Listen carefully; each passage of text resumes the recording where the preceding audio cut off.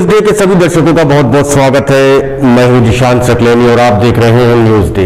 शाहजहांपुर महानगर में फायरिंग के मामले में पुलिस अलर्ट, कई जगहों पर दबिश। आपसी रंजिश के चलते हुई फायरिंग या फिर मामला है कुछ और। मलक अजान खान सहित कई लोग हुए नामजद। थाना सदर बाजार में हुई शिकायत। इब्तिदा वेलफेयर सोसाइटी के जिला अध्यक्ष हैं मलक अजान खान। समाज सेवा के कार्यों के लिए लोगों की मदद के लिए जाने पहचाने जाते हैं मलक अजान खान, जिनका कहना है कि कब्रिस्तान की जमीन की प्लाटिंग करने पर कब्रिस्तान की जमीन कब्जाने और बेचने का है पूरा मामला। साजिश के तहत मुझको फंसाने की जा रही है कोशिश। खैर, मामला जो भी हो, प्रशासन द्वारा उच्च स्तरीय जांच की आवश्यकता है। दूध का दूध और पानी का पानी करने की जरूरत है ताकि निर्दोष व्यक्ति जेल ना जा सके और दोषी बचना नहीं चाहिए। इस मामले को लेकर हमने बात की मलक अजान खान से। सुनिए पूरी बात। ये बताइए, जो ये विवाद है, झगड़ा असली मुद्दा क्या है? मतलब किस बात का झगड़ा है? जो लड़ाई आपकी है वो पहले से चल रही है, जो केस कल बनाया गया है, तहरीर आपके खिलाफ दी गई है, उसकी असली वजह क्या है? उसकी असली वजह कब्रिस्तान है। एक्चुअली ये जो लोग हैं, दानिश, फ़हीम, कलीम, आज़म और इनके भांजे, इनकी नीयत ख़राब है कब्रिस्तान के ऊपर। ये कब्रिस्तान की ज़मीन को बेचना चाह रहे हैं। हमारी असली लड़ाई यही है। हमने इसका मुद्दा उठाया, हमने इसे रोकने की कोशिश करी, तो इन्होंने सोचा अब हमें ऐसे फांसें। आपने कुछ समय पहले आपका ये मुद्दा गर्म था, विवाद हुआ था, आपने कुछ शिकायतें भी की हैं, कई जगह पर लिखित में भी दिया होगा, तो उस पर कोई अमल नहीं किया गया, प्रशासन की तरफ से कोई कार्रवाई नहीं की गई। देखिए, हम नगर मजिस्ट्रेट से मिले जाके, हम नगर आयुक्त से मिले जाके, हमारी फाइल वहाँ पे सबमिट है। इसके कुछ हार्ड कॉपीज मेरे पास में रखी हुई हैं। तो हम अधिकारियों से मिले, हमने अपनी बात रखी, उन्होंने कहा ठीक है, हम इसकी जो है विवेचना कराएंगे, इसका मुआयना कराएंगे। तो वो सारी चीज़ें सच साबित हुई कि हाँ, यहाँ पे कब्रिस्तान मौजूद है और यहाँ पे इस तरीके से बेचा जा रहा है। तो इन्होंने, दानिश ने इस कब्रिस्तान के ऊपर गट्टा डाल रखा है, पूरा कब्जा वहीं तोड़वाते हैं और इसको हल्के हल्के पूरा कब्जा करके इसको बेचने की फिराक में ये थे। हमने मुद्दा उठाया, हमने रोकने की कोशिश करी, तो हम पे परसों वाले दिन उन्होंने फर्जी केस बना दिया। फर्जी केस ये बनाया कि इनका भांजा है, इनके भांजे के ऊपर किसी ने फायर किया होगा। तो मैं उस टाइम दिन भर तो मैं शादी में रहा, मेरे रिलेशन में शादी थी। शादी होने के बाद में फिर मैं सीधा मैं अपने जिम पे आ गया था काम करवाने के लिए। कुछ जैसे गाइडलाइन आने वाली है, तो मैंने सोचा साफ सफाई और जो लाइट का कनेक्शन है, जो पानी है, वो देख लिया जाए। तो मैं 10 बजे तक, पौने 10 बजे तक मैं जिम में ही था।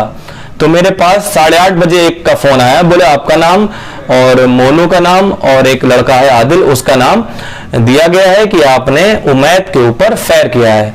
तो मैंने कहा ठीक है, आप लोकेशन चेक कर लीजिए, मेरा फोन ट्रेस कर लीजिए, सर्विलांस में डाल लीजिए। अगर मैं साबित होता हूं कि हाँ मैंने फायर किया है, तो मैं प्रशासन से कहूंगा मुझ पर एक मुकदमा नहीं, मुझ पर 5 मुकदमे और लगाए जाएं।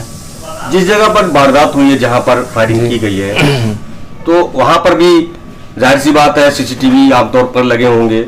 कई छावनी क्षेत्र है, कैंट है, अस्पताल है, सेलिब्रेशन मरिजलान है, आसपास में कई जगह ऐसी हैं जहां पर सीसीटीवी कैमरे होंगे। उससे भी लोकेशन ट्रेस की जा सकती है, उससे भी वारदात का खुलासा किया जा सकता है। और आपका जो जिम है वहां पर भी आसपास जो है सीसीटीवी कैमरे होंगे। मेरे जिम के पड़ोस में कर्नल एकेडमी स्कूल है, उसके बाहर गेट पे जो है कैमरे वगैरह लगे हुए हैं। और जहां तक मेरा ख्याल है, तो छावनी और कैंट एरिया में भी कैमरे लगे हुए हैं। अगर प्रशासन इसको सीरियस लेके और इस पर अगर कार्रवाई करे तो उन्हें पता चल जाएगा। और इन लोगों ने मेरे घर पे आके बदतमीजी करी, मेरी मम्मी, मेरी बहन, उनसे बदतमीजी करी। जब पुलिस मेरे घर पे आई थी और मोनू के घर पे पुलिस गई थी, मोनू पड़ोस में ही मेरे रहता है, तो मोनू के पापा पुलिस को छोड़ के वापस आ रहे, तो मोनू के पापा के ऊपर इन लोगों ने हमला करा। बाकायदा उनके चोट के निशान है। कोतवाली पुलिस ने जब मुआयना करा तो हाँ, उन्हें पता चला कि उनके ऊपर हमला हुआ है। तो पूरे तरीके से ये मुझे दबाने की कोशिश कर रहे हैं। ये चाह रहे हैं कि मैं कब्रिस्तान को छोड़ दूं, लेकिन ऐसा होएगा नहीं। आपकी तरफ से या मोनू के पापा जिन पर हमला किया गया, उनकी तरफ से कोई शिकायती पत्र पुलिस को दिया गया? बेशक दे दिया हमने। दिन भर पापा कल लगे रहे कोतवाली में, मोनू के पापा भी लगे रहे और मेरे पापा भी लगे रहे। मैं खुद अधिवक्ता हूँ, मैं खुद एक वकील हूँ। एक वकील के साथ ऐसा हो रहा है तो आम आदमी के साथ क्या हो सकता है, ये आप अंदाजा लगा सकते हैं। तो अब क्या चाहते हैं? जो आपका मामला है कब्रिस्तान का, इस पे वक्फ बोर्ड ने कभी शिकायत की है? वक्फ बोर्ड की तरफ से कोई कदम इस पर उठाया गया है? अभी कोई कदम वक्फ बोर्ड की तरफ से नहीं उठाया गया है। हम लोग जो कुछ कर रहे थे वो खुद ही कर रहे थे। हालांकि पेपर्स में और सब में मौजूद है कि हाँ इसका टीपी नंबर ये है, यहाँ पे कब्रिस्तान है, ये सब मौजूद है। मतलब जो लड़ाई है वो कब्रिस्तान की जमीन कब्जाने की ही है जी। वो लोग कब्जा कर रहे हैं और आप कब्जा नहीं होने दे रहे हैं, ये लड़ाई है? जी बिल्कुल, बेशक ये वाली लड़ाई है कि वो कब्रिस्तान को कब्जा करके बेचने की कोशिश कर रहे हैं और हम होने नहीं दे रहे हैं। इन्होंने इतनी नीच हरकत करी है कि मस्जिद के बाहर टॉयलेट बनी थी मस्जिद की, तो इन्होंने वो टॉयलेट तोड़वा के अपने घर में कब्जा ली, घर बढ़ा लिया अपना। मस्जिद की लाइट ये जलाते हैं, मस्जिद की दुकानों पे इनका कब्जा है। मस्जिद की दुकानों का जितना किराया आता है उसका 20% भी मस्जिद में नहीं लगता है, वो सब इनकी जेबों में जाता है। मस्जिद की जो कमेटी है, सदर हो चाहे जो भी हो, या आसपास के मोहल्ले के जो लोग हैं, मुसलमान हैं, कभी इस बात की आपत्ति नहीं, कभी उस मुद्दे को नहीं उठाया उन लोगों ने? ये दबंग लोग हैं, जिसने उठाने की कोशिश करी उसे इन्होंने मारा है।